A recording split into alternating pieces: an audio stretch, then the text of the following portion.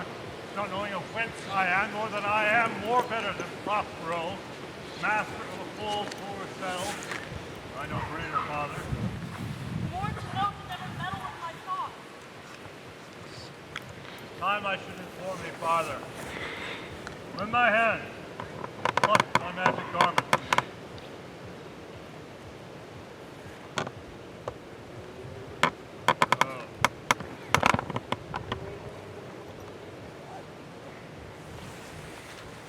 Lie there, mine eye.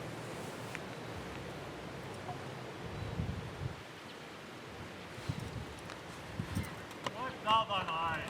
Have comfort. Dark the spectacles of the rack, which touch the very virtue of compassion in thee. I have with such provision in my art so safely ordered that there is no soul, no, not so much perdition as an hair, content to any creature in the vessel that thou heardst cry, that thou sawest sink. Sit down, for now thou must go farther.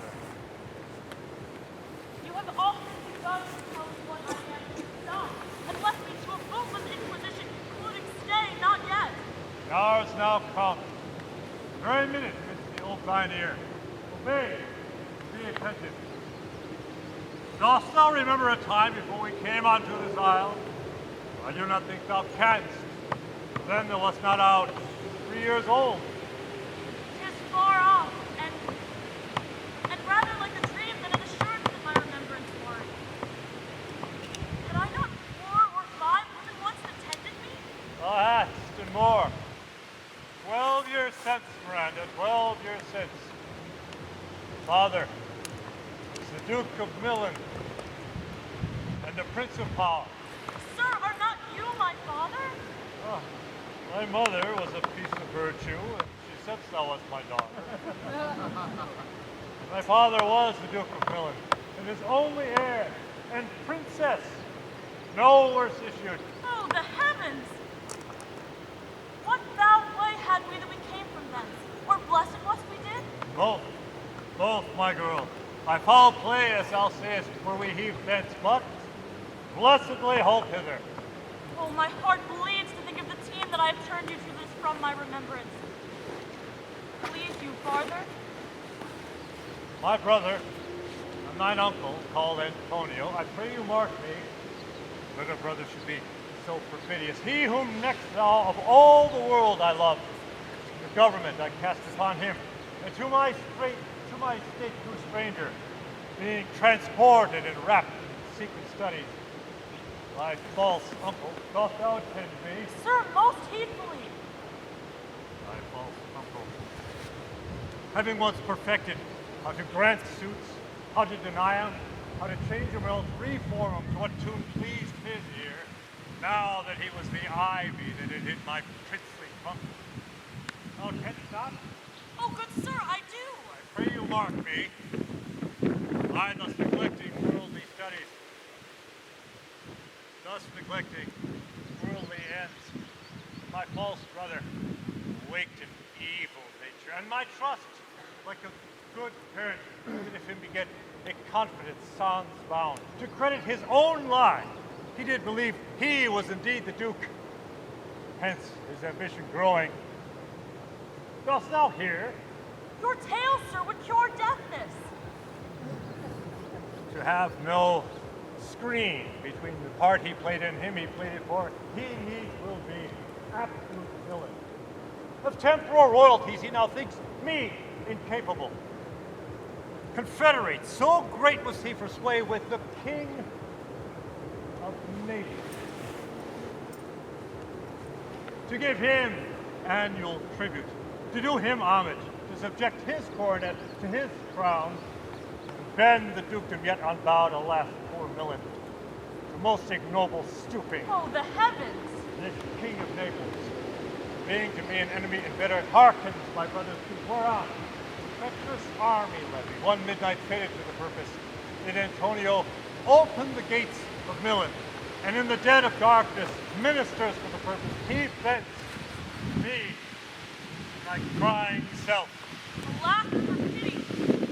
I not remembering how I cried out that dry Oregon that brings my eyes to it. Here a little further. And then I'll bring me to the precipice of St. Alphonse. Wherefore do they not that hour destroy us? Well demanded, wench. My tale provokes that question. Dear they durst not. So dear the love my people bore me, no set a mark so bloody on the business. Confused, they hurried us aboard a bark, bore us some leagues to sea. There prepared the rotten carcass of a butt. Not rig, nor tackle, sail, nor mast. The very rat thinks we have quitted.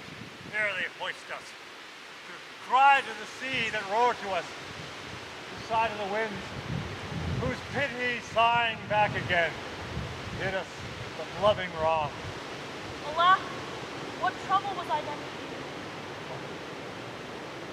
A cherubim thou wast, that didst preserve me. Thou didst smile, infuse it with a fortitude from heaven. While I have decked the sea with drops full salt. How came we ashore? By providence divine. Some food we had, and some fresh water, that a noble Neapolitan, Gonzalo, out of his charity, who then being appointed master of the design, did give us, with rich garments, linen, stuffs, and necessaries that since have steadied much. So, out of his gentleness, knowing I loved my books, he furnished me out of mine own library with volumes I prize above my dukedom. Would I might but ever see that man! Sit still and hear the end of our sea sorrow. Here in this island we arrived. Here I, thy schoolmaster, made thee more profit than other princes can. Heavens thank you for it. And now, sir, for 'tis still beating on my mind your reason for raising this sea storm. Know thus far forth, by accident, most strange, bountiful fortune, now my dear lady, hath mine enemies brought to this shore. And by thy prescience, I find my zenith doth depend upon a most auspicious star, whose influence, if I court not but omit, my fortunes will ever after prove. Here cease more questions. Thou art inclined to sleep. 'Tis a good dullness, then give it way. I know thou canst not.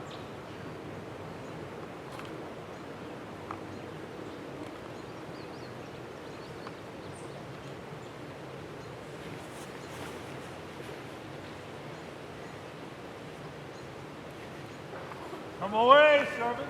Come. I am ready now.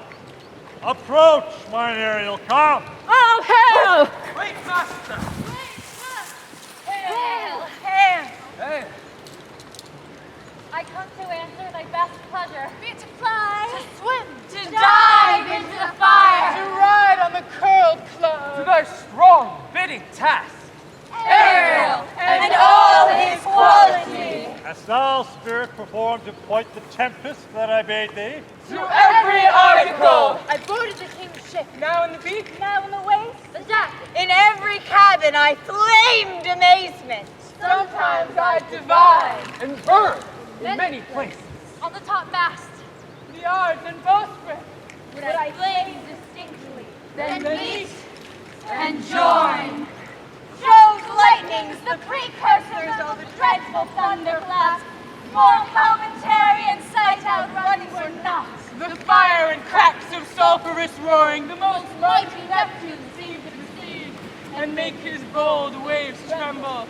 yea, his dread tide shake. My brave spirit, who was so firm, so constant, that this coil would not infect his reason? Not a soul but felt a fever of the mad, played some tricks of desperation. All the mariners plunged into the foaming brine and quit the vessel. Then all afire with me. The king's son, Ferdinand, with hair upstaring, That's like reeds, not hair. was the first man that leapt. Cry!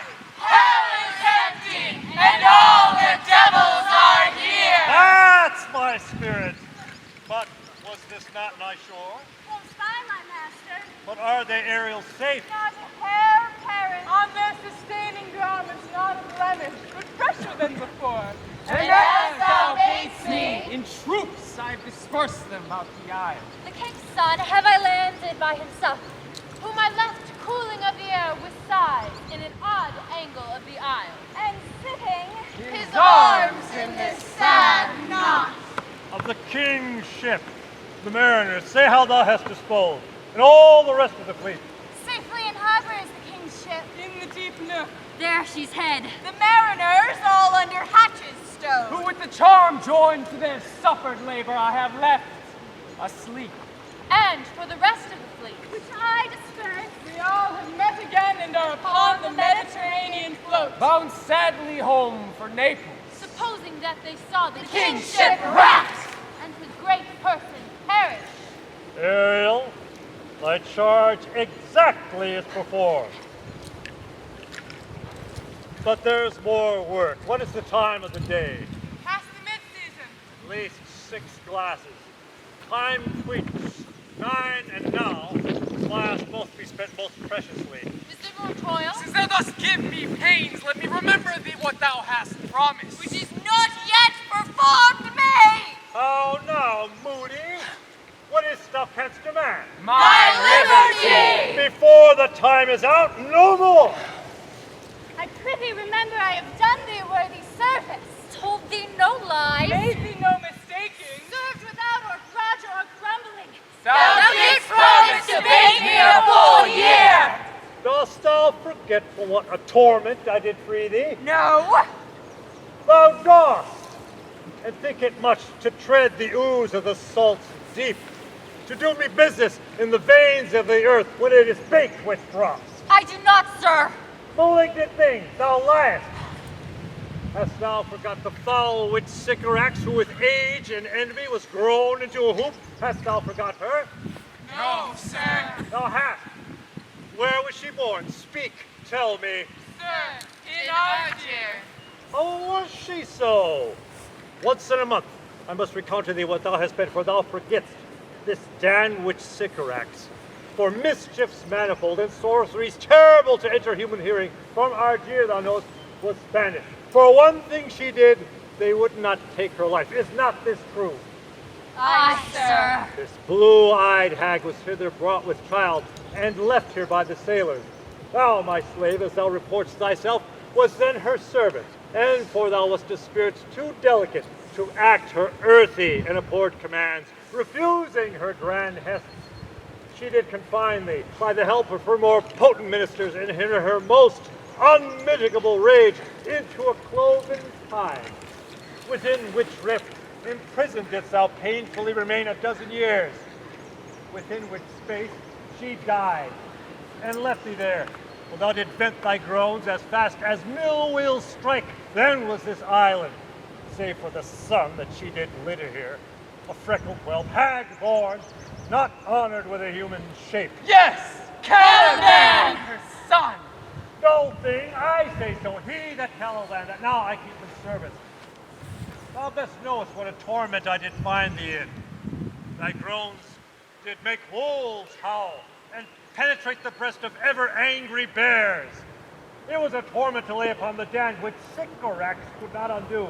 It was mine art, when I arrived and heard thee, that made gape the pine and let thee out.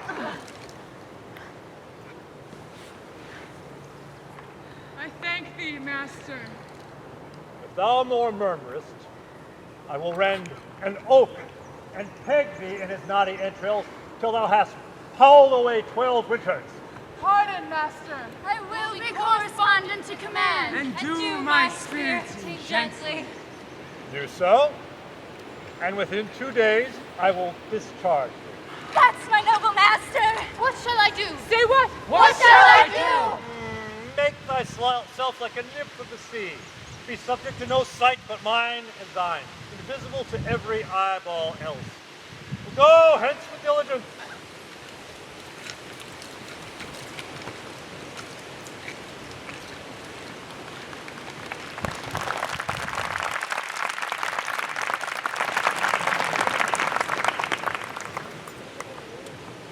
Wake, dear heart, wake.